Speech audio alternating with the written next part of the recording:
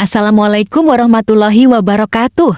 Hai semuanya, perkenalkan nama saya Nahda Ulaya dari Universitas Islam 45 Bekasi. Saya jurusan Pendidikan Agama Islam dan ini adalah tugas UAS saya di semester 5. Selamat menonton teman-teman. Kali ini saya akan menjelaskan tentang Wali Songo dan pembentukan masyarakat Islam Nusantara. Ada 7 yang ingin saya jelaskan secara ringkas. 1. Nilai-nilai dan tradisi keulamaan Nusantara. 2. Keragaman paham kesufian Nusantara. 3. Pesantren hasil asimilasi pendidikan Hindu-Buddha. 4. Islamisasi nilai-nilai seni budaya Nusantara. 5. Tradisi keagamaan Islam Champa. 6. Transvaluasi nilai-nilai menjadi Islam Nusantara. 7. Islamisasi Kapitayan dan Hindu-Buddha. Nilai-nilai dan tradisi keulamaan Nusantara. Dalam perubahan hukum positif, tradisi keagamaan, sastra, seni budaya, dan sistem pendidikan, tidak terjadi perubahan revolusioner. Hierarki masyarakat Muslim masih mencerminkan stratifikasi sosial dengan kelompok ulama sebagai golongan tertinggi. Golongan sosial seperti domba, kewal, dapur, kilalan, potet yang berasal dari era Majapahit masih ada dan tidak mengalami perubahan, meski beberapa di antaranya naik status. Konsep ulama dalam masyarakat Jawa dihubungkan dengan kekuatan gaib seperti daya sakti yang merupakan warisan ajaran Kapitayan. Tradisi keulamaan di Nusantara dipengaruhi oleh Kapitayan, di mana ulama tidak hanya diakui sebagai ahli ilmu agama, tetapi juga memiliki kemampuan adi duniawi seperti daya sakti, karomah, dan maunat. Gelar khusus seperti Kai, Ajengan, Tuan Guru, Tengku. Dan Hadratus Syaikh diberikan kepada ulama yang dianggap memiliki status dan kekuatan khusus. Historiografi lokal mencatat bahwa tradisi keulamaan di Jawa dan seluruh Nusantara berasal dari dukuh-dukuh dan pesantren-pesantren yang diasuh oleh kiai-kiai keramat dengan hubungan erat dengan tokoh Wali Songo dan bahkan Nabi Muhammad. Oleh karena itu, menjadi ulama atau kiai di Nusantara dianggap sebagai tugas yang tidak mudah. Keragaman paham kesufian Nusantara. 1. Perubahan masyarakat di pesisir utara Jawa. Meskipun masyarakat di pesisir utara Jawa telah beralih dari pengaruh Kapitayan dan Hindu-Buddha ke Islam, perubahan tersebut tidak secara revolusioner mengubah struktur masyarakat. Struktur sosial yang bercorak Hindu-Buddhis masih bertahan, termasuk stratifikasi kasta. 2. Kesinambungan hierarki sosial. Struktur hierarki sosial dalam masyarakat Muslim di pesisir utara Jawa masih mencerminkan stratifikasi yang ada dalam masyarakat Majapahit Hindu-Buddhi. Golongan ulama tetap menduduki posisi tertinggi, diikuti oleh golongan penguasa dan masyarakat umum dengan kedudukan lebih rendah. 3. Konsep ulama dan daya sakti. Meskipun istilah ulama dalam konteks sosial Islam merujuk pada orang berilmu, dalam masyarakat Jawa, istilah tersebut lebih cenderung dihubungkan dengan kekuatan gaib seperti daya sakti yang berkaitan dengan ajaran Kapitayan. Para ulama diidentifikasi sebagai pemilik tuah dan tulah, konsep yang erat kaitannya dengan kekuatan gaib.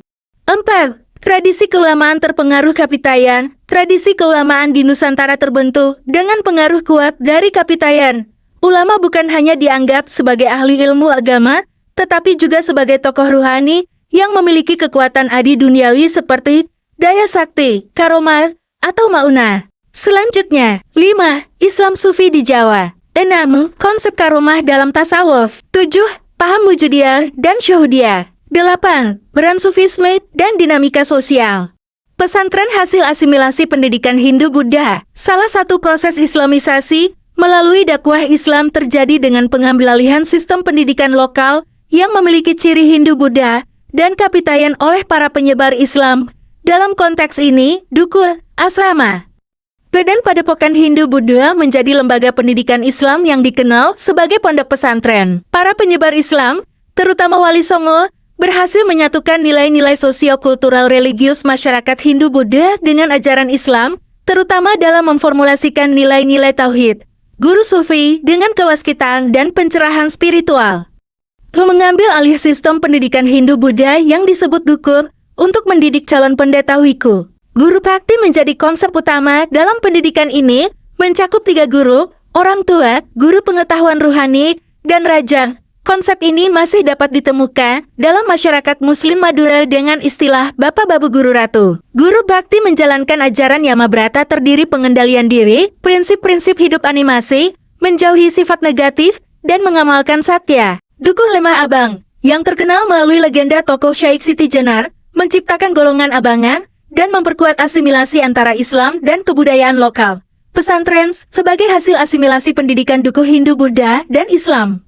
Masih menyimpan nilai-nilai pendidikan yang bersumber dari sistem pendidikan Hindu, Buddha, dan Kapitayan hingga abad ke-21.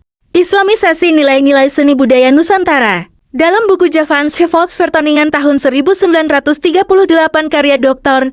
T.H.D. Th. Pigeaud, dijelaskan bahwa wayang kulit purwa yang dikenal saat ini merupakan produk hasil asimilasi dan pengaruh para wali penyebar Islam, terutama generasi Wali Songo. Menurut Sukmono, kebudayaan Indonesia zaman Madya adalah kebudayaan purba yang diislamkan. Kebudayaan purba mengacu kebudayaan Malayo-Polinesia Prahindu yang bersifat animisme dan dinamisme dalam ajaran kapitanya. Proses terjadinya dewanisasi menuju humanisasi memperkuat konsep tauhid. Kisah-kisah mitologi Hindu diubah dan disesuaikan dengan nilai-nilai Islam tentang kelemahan dewa-dewa. Silsilah dewa-dewa berasal dari keturunan Nabi. Pewayangan versi Wali Songo menciptakan kisah-kisah yang mengandung akidah Islam.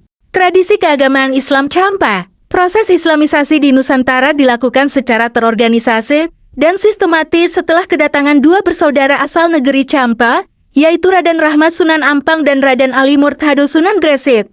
Jejak dakwah mereka masih terlihat dalam tradisi keagamaan, tahayul, sistem nilai, dan pola sosial masyarakat Muslim Indonesia yang dipengaruhi oleh Champa. Asimilasi terbesar terjadi dalam tradisi keagamaan yang masih dijalankan oleh sebagian besar masyarakat. Anggapan bahwa adat dan tradisi keagamaan Muslim tradisional di Indonesia merupakan pencampuran ajaran Hindu-Buddha dengan Islam tidak didukung fakta sejarah. Tradisi keagamaan seperti kenduri memperingati kematian pada hari ke-3, ke-7, ke-40, ke-100. Dan ke-1000 ternyata berasal dari tradisi Muslim Champa, bukan Hindu-Buddha. Secara keseluruhan, pengaruh Champa terhadap Islamisasi di Nusantara mencakup aspek keagamaan, tradisi, dan kepercayaan yang masih terlihat dalam kehidupan masyarakat Muslim Indonesia hingga saat ini. Transvaluasi nilai-nilai menjadi Islam Nusantara. Majapahit adalah imperium yang mempersatukan seluruh wilayah Nusantara dengan nilai-nilai penaklukan yang tercermin dalam Sumpah Amukti Palapa Mahapati Gajah Mada, Prabu Kertanegara, leluhur Raja-Raja Majapahit dari Wangsa Rajasa. Menggunakan gelar kebesaran Rajasa yang terkait dengan sifat rajas nafsu yang berkobar-kobar tak terkendali. Nilai-nilai keagungan, kemuliaan, kebesaran, keunggulan, superioritas, penaklukan, dan kemenangan tercermin dalam nilai seperti Adigana, Adigun, Adiguna, Rajas, Tanhalal, Kawasa, Niratisaya, Jaya, dan Nirbaya. Wali Songo berhasil melakukan transvaluasi nilai dari semangat penaklukan Majapahit menjadi nilai-nilai Islam yang halus, santun, luhur, dan penuh empati. Proses ini membuka jalan bagi perkembangan masyarakat Jawa yang menggabungkan nilai-nilai Islam dan lokal. Islamisasi Kapitayan dan Hindu-Buddha. Demak, sebagai kerajaan Islam pertama di Jawa pasca runtuhnya Majapahit, dianggap sebagai salah satu sentra penting penyebaran nilai-nilai hasil asimilasi sosiokultural religius masyarakat Muslim. Didirikan oleh Raden Pata, gelar Senapati Jimbun Panembahan Palembang Sayyidin Panatagama. Murid Sunan Ampal. Islam disebarkan melalui islamisasi ajaran Hindu-Buddha, terutama melalui pengembangan dukuh dan padepokan. Pesantren lahir dari lembaga tradisional, menggabungkan istilah Islam dengan lokal. Proses ini disebut pribumisasi Islam oleh Kyai Haji Abdurrahman Wahid. Masih terlihat dalam penggunaan istilah lokal dan penyesuaian bahasa Arab. Fakta pribumisasi Islam Wali Songo terlihat dalam penggunaan istilah lokal untuk menggantikan istilah Arab dan penyerapan budaya Hindu-Buddha ke dalam praktik Islam. Jejak ini masih terlihat dalam keberagaman, adat, seni, budaya, dan bahasa di Indonesia.